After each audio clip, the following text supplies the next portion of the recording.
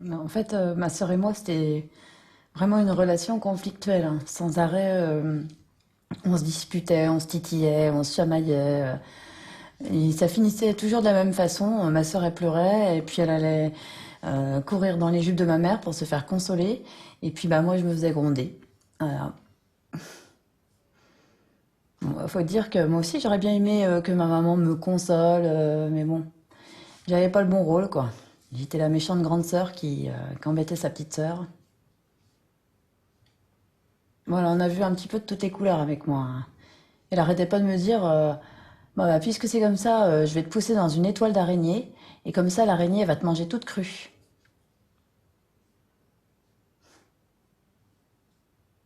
Je me rappelle la plus grosse histoire que je lui avais inventée, c'est qu'en fait, nos parents n'étaient pas ses parents. Qu'en réalité, son père c'était un clown et sa mère c'était une danseuse, et que tous les deux travaillaient dans un cirque, et qu'ils avaient, bah, quand le cirque était parti, ils avaient laissé un bébé dans une poubelle. Et que mes parents avaient trouvé ce fameux bébé, qu'ils avaient décidé de l'adopter. Et que c'était ma sœur. Quand je lui racontais ça, alors c'était vraiment, pour elle, c'était l'horreur absolue, quoi. Elle pleurait, elle se mettait dans tous ses états. Je crois que jusqu'à aujourd'hui, quelque part, hein,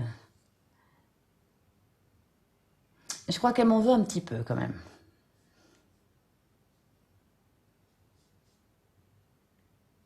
Mais bon, après, elle aussi, elle a pu bien rigoler de moi et se moquer de moi parce que, en fait, à 14 ans, j'avais peur de l'eau. Donc, à chaque fois que j'allais prendre mon bain, bah, je rentrais très vite dans l'eau, mais j'en sortais très très vite parce que j'étais persuadée que le fond de la baignoire pouvait s'ouvrir et que je risquais de tomber dans un bac infesté de poissons qui voulaient me dévorer. Et c'était pareil pour les toilettes. Quand j'allais aux toilettes, j'étais persuadée que du fond de la cuvette pouvait sortir un animal qui voulait me mordre les fesses.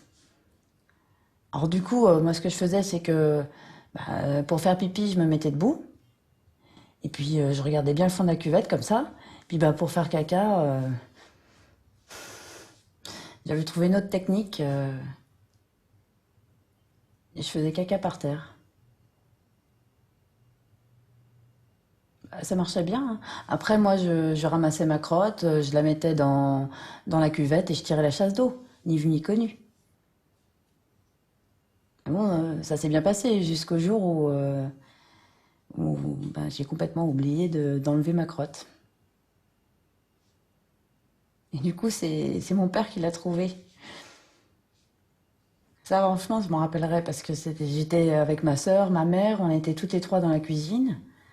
Puis mon père, il arrive comme ça, il ouvre la porte brutalement, puis il était tout blanc.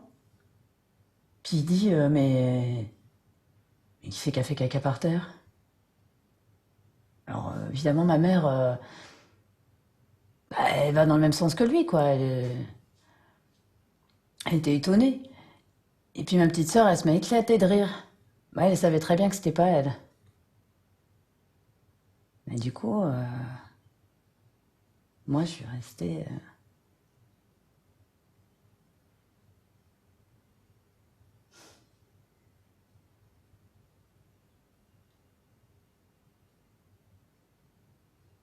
Une fois, mon père, il avait acheté une chaîne hi-fi et il voulait la tester. Du coup, il a mis la musique à fond. Puis il est parti à danser. Et puis moi, j'ai fait pareil. J'ai commencé à danser. On était comme deux fous, quoi. On dansait, on dansait. On courait dans tous les sens. On sautait sur le canapé. On s'est fait tourner. Moi, je me rappelle, j'étais étourdie tellement on avait tourné. Et puis, on rigolait comme des gamins. Comme des gamins. Et ça a duré pas mal de temps. Et puis ma mère est arrivée, elle a regardé la scène comme ça et je me rappelle son regard en fait parce que c'était bizarre en fait, elle avait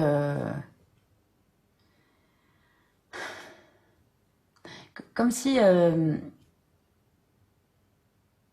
comme s'il y avait du mépris un peu dans ses yeux ou comme si elle m'aimait pas.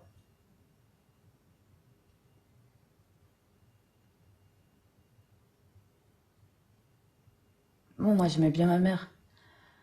J'étais en admiration devant elle. J'adorais ma mère. Je la trouvais belle, élégante, très féminine. Puis elle mettait souvent une robe bleue. Puis quand je la voyais avec cette robe, vraiment, je m'étais toujours dit, moi, quand je serais grande, bah, j'aurai la même robe, quoi. Je lui ressemblerai. Mais du coup, bah, j'ai pas attendu d'être grande. Un jour, je suis rentrée dans la chambre de mes parents et j'ai pris cette robe. Et puis je l'ai enfilée. Je me suis maquillée. J'ai pris les chaussures de ma mère. Et puis j'ai même été chercher des oranges pour faire les seins.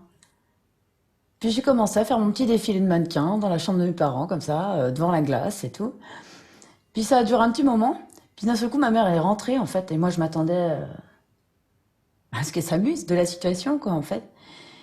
Et puis, bah non, pas du tout. Elle est très vite rentrée dans une colère.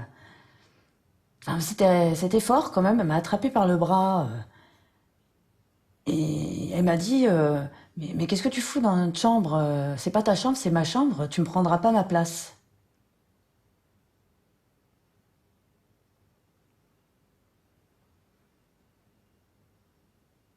Et après, elle m'a dit, mais va te débarbouiller. De toute façon, ça ne va pas du tout ce maquillage.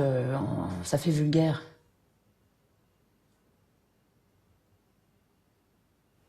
Moi, je trouvais que c'était complètement disproportionné, sa réaction par rapport à la situation.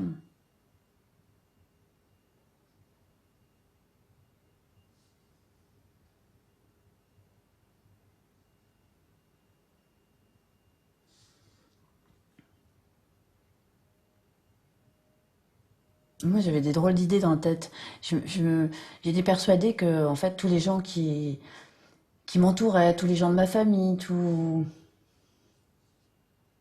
les êtres humains qui sont sur cette terre, en fait, ben, que c'était pas des humains, justement. J'étais persuadée que c'était des robots, qui s'étaient pas fait de chair et de sang, que ils avaient pas de sensibilité, que puis j'étais sûre qu'ils avaient le pouvoir de lire dans les pensées.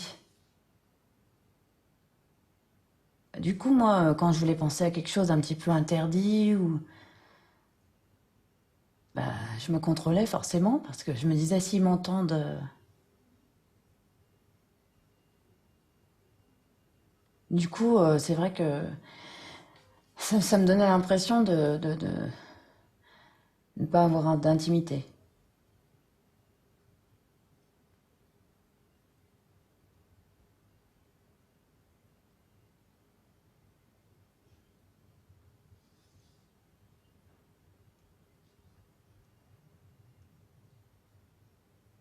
Mon père, il me disait souvent, t'es une fille très volontaire, t'es très courageuse, et puis t'es une petite fille qui est jolie, avec des grands cheveux. Il y a plein de petites filles qui aimeraient avoir des jolis cheveux comme toi. Et puis t'as des jolis yeux aussi. Mais c'est normal parce que t'as les mêmes yeux que moi. Puis il me disait aussi souvent, t'as un très joli cou, très long, très blanc, avec un petit grain de beauté au milieu. Et ça fait très sensuel.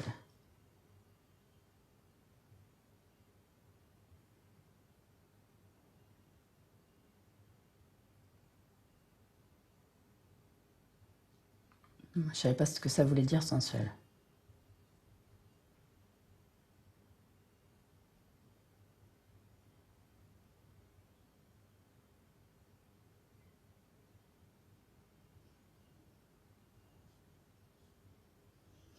Je faisais un cauchemar aussi souvent. J'étais vraiment profondément endormie.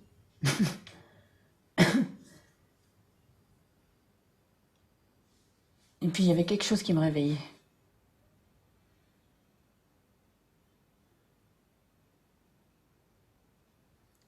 C'était vraiment une sensation horrible.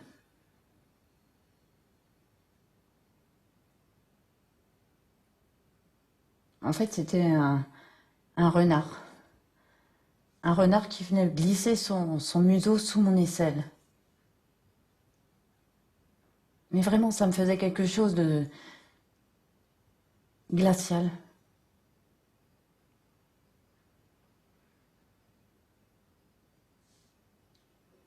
Puis moi, je me disais, bah, continue à dormir, fais semblant de dormir. Comme ça, l'animal, il va s'en aller.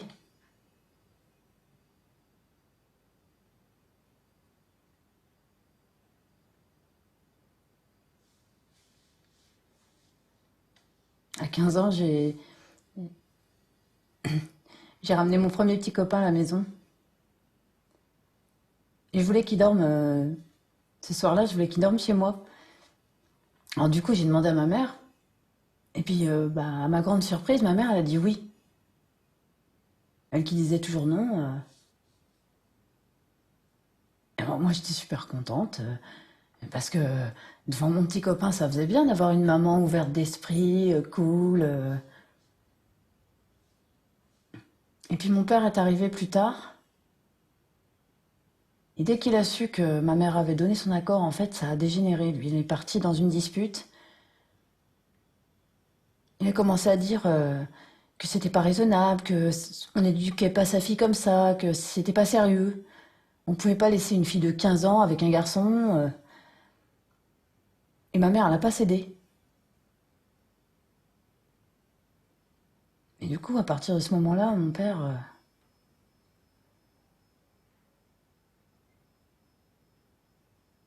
en fait, ça a peu été le même, quoi.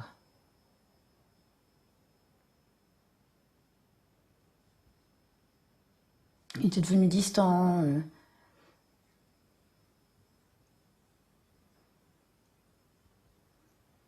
Il était froid.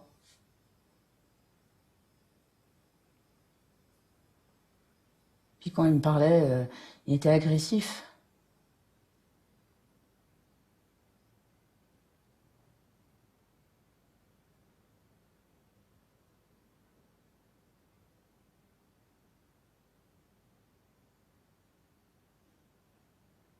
Quand j'ai eu 9 ans, mes parents, ils ont voulu que ma sœur et moi, on ait chacune notre chambre. Alors, moi, au début, j'étais contente parce que c'est vrai que bah, j'étais plus avec ma petite sœur. Puis on arrêtait comme ça un peu de se chamailler. Mais j'ai jamais réussi à dormir. Dès qu'on éteignait la lumière ou dès que j'étais dans le noir, ben,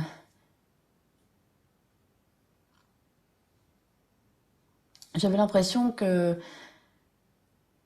de voir des ombres. J'avais- C'était comme si j'entendais des pas.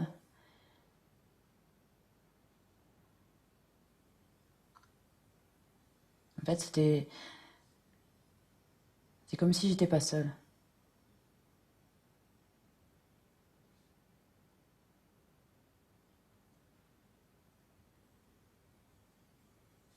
Du coup, j'allais m'enfermer dans les toilettes parce que puis je fermais à double tour. Puis je me mettais dans un petit coin comme ça, puis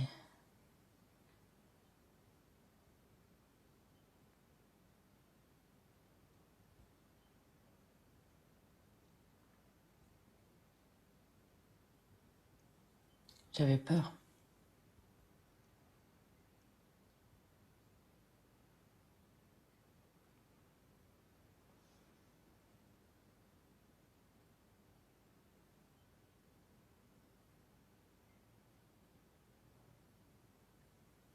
J'avais peur.